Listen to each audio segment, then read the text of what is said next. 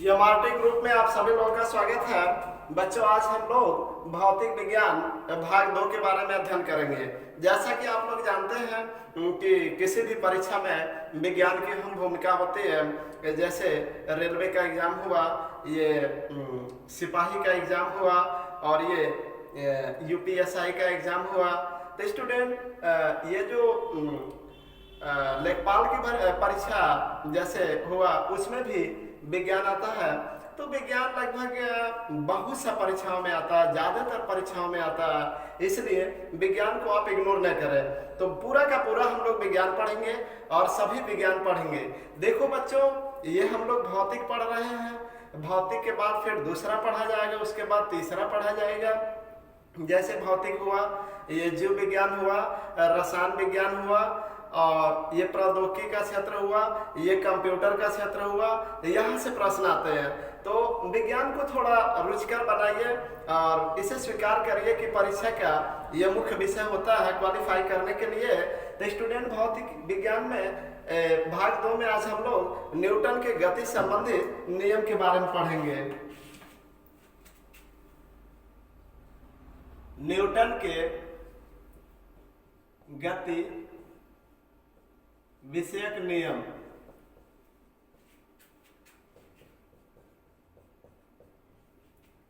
ये न्यूटन कहाँ के थे? ये रहने वाले तो इंग्लैंड के थे, इंग्लैंड।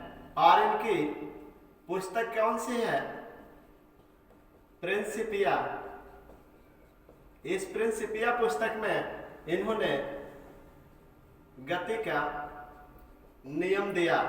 और इन्होंने गति के कितने नियम दिए? ये प्रथम, द्वितीय और ये तृतीय नियम दिए। बच्चा लोग ध्यान दो, न्यूटन के गति विषयक नियम ये न्यूटन ने दिया, जो इंग्लैंड के रहने वाले थे। इनकी पुस्तक का नाम है ये प्रिंसिपिया। तो प्रिंसिपिया पुस्तक में न्यूटन ने गति के कितने नियम दिए? गति का नियम इन्होंने 3 दिया है। प्रथम नियम, गति का प्रथम नियम, गति का द्वितीय नियम और गति का तृतीय नियम। गति का तृतीय नियम। तो आइए हम लोग गति का प्रथम नियम देखते हैं।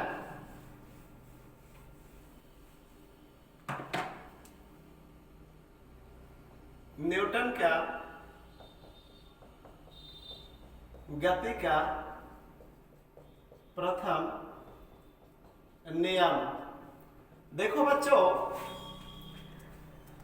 ज्यादा बच्चा लोग डरते हैं कि ये विषय हमने नहीं पढ़ा है तो फिर हमें नहीं आएगा। देखिए, आपको भौतिक विज्ञान ये सामान्य अध्ययन के तौर पर पढ़ना है और विज्ञान बहुत अच्छा विषय होता है, चाहे कोई भी विज्ञान हो। तो स्टूडेंट, ये न्यूटन का गति का प्रथम नियम, इसमें जैसे कोई विराम, कोई वस्तु विरामावस्था में,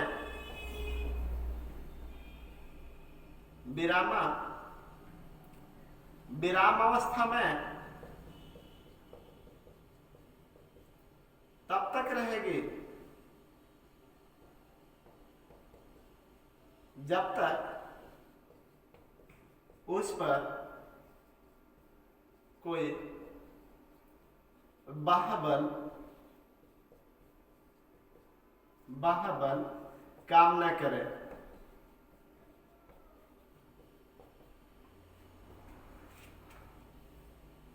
अर्थात बल वह बाह्य कारक है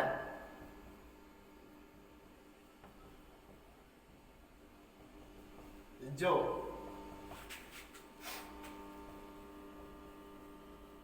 विराम से गति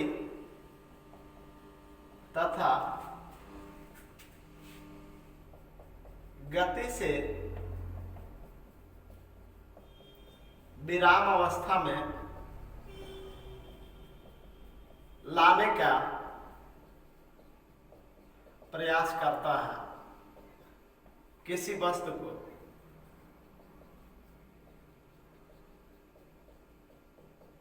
अर्थात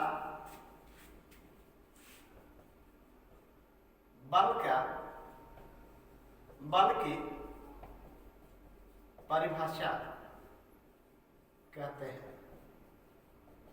ये है आपका बल की परिभाषा। तो इससे ये जाहिर हुआ कि न्यूटन के गति विषयक प्रथम नियम से बल की परिभाषा की जानकारी मिलती है।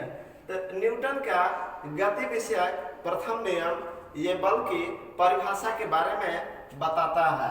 तो न्यूटन का गति विषयक प्रथम नियम ये बल की परिभाषा का जिक्र करता है। परीक्षा में कई बार पूछा है बल की परिभाषा न्यूटन के गति नियम, न्यूटन के कौन से गति नियम से बल की परिभाषा मिलती है, तो हमारा उत्तर हो जाएगा ये न्यूटन का गति का प्रथम नियम। अब बात यह है, इसे हम गैलीलियो का नियम भी कहते हैं और इसे हम जड़त्व का नियम भी कहते हैं। अब ये जड़त्व क्या है? जड़त्व का नियम गाड़ी के अचानक चलने पर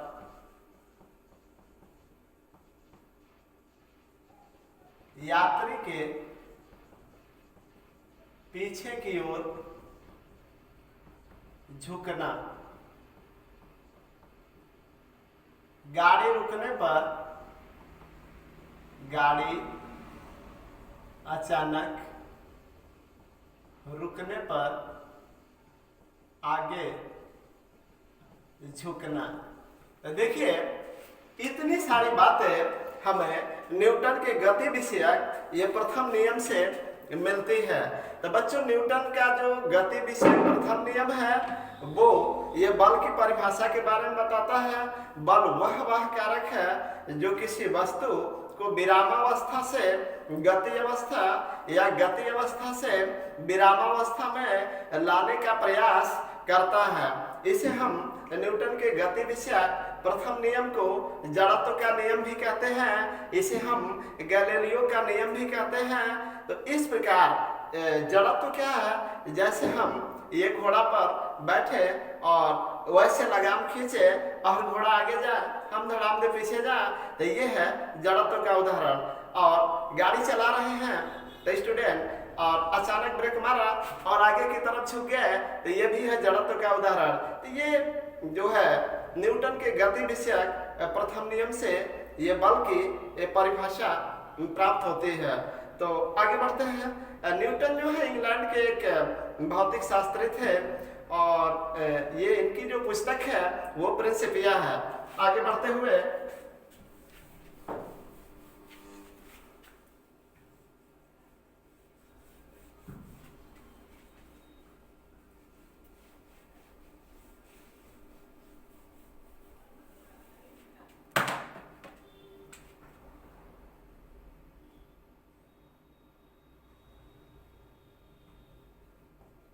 न्यूटन का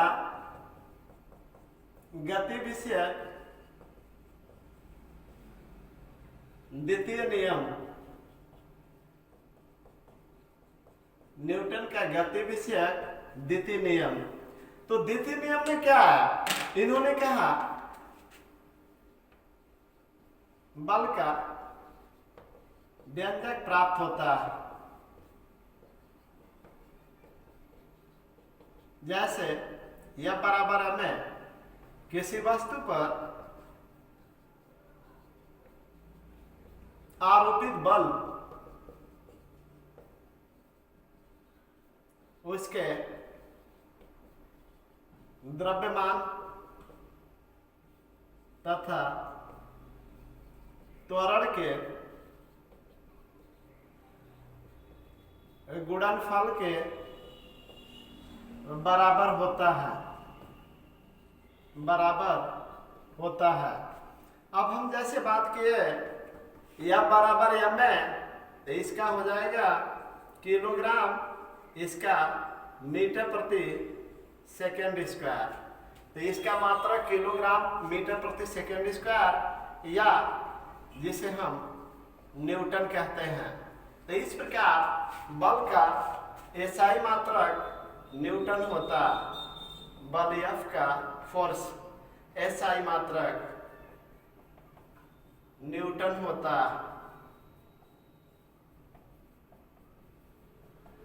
देखिए बच्चों, ये न्यूटन का गति विषयक द्वितीय नियम के बारे में हम लोग पढ़ रहे हैं, और न्यूटन का जो ये गति विषयक द्वितीय नियम है, इससे बल का व्यंजक प्राप्त होता है, यह बराबर है में एम द्रव्यमान गुणे त्वरण।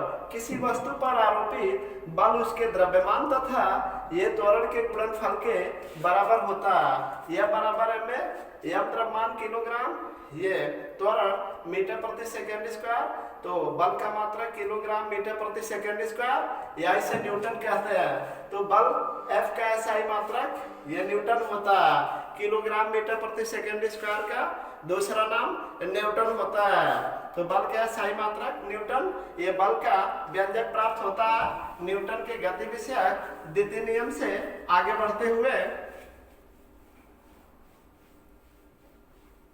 हम लोग देखेंगे न्यूटन का गति विषयक तृतीय नियम। अब बच्चा लोग देखो ध्यान से, विषय चाहे कोई हो, मैथ हो, रीजनिंग हो, जीएस हो, हिंदी हो, इंग्लिश हो, ये तो पास जो प्रमुख होते हैं, ये इसके अलावा भी बहुत सा विषय जैसे पर्यावरण हुआ, ये मनोविज्ञान हुआ, और स्टूडेंट बहुत सा विषय है। तो देखो विषयों में घबराते नहीं है, नहीं, कोशिश करते और सही दिशा में। देखो बहुत ज्यादा इसमें वो डिंग डांग से कुछ होने वाला नहीं है। तैयारी तो तैयारी होती है, और 24 घंटा अपना है, हर किसी का सपना है। आप लोग समय से सोना, समय से जगना और पढ़ाई करना। जैसे नींद हमारा 6 घंटा हो गया, 6 घंटा सोने के बाद हमको क्या करना चाहिए, और एक नियमितता बनानी चाहिए और पढ़ाई करनी चाहिए। सिर्फ कहने से कुछ होने वाला नहीं है, आप कोशिश करें, आप अवश्य सफल होंगे। तो स्टूडेंट देखिए, न्यूटन का गति विषयक तृतीय नियम। तो न्यूटन का गति विषयक ये तृतीय नियम जो है क्रिया प्रतिक्रिया का नियम है, क्रिया प्रतिक्रिया का नियम है। अब क्रिया प्रतिक्रिया का नियम क्या है? जैसे हम इसको इससे मारे तो हमारे द्वारा इस पे मतलब जैसे मारने पर इस पर तो चोट लगेगा, लेकिन इसके द्वारा हमारे हाथ पर भी चोट लगेगा। तो क्रिया जो हमने काम किया और उसके द्वारा जो किया गया उसे प्रतिक्रिया कहते हैं। तो इस प्रकार एक क्रिया जो होती है प्रतिक्रिया के बराबर होती है। तो जैसे हमने दीवार को मारा तो दीवार को तो चोट लगा ही लगा, लेकिन हमारे हाथ को उतना ही चोट लगा जितना दीवार को चोट लगा।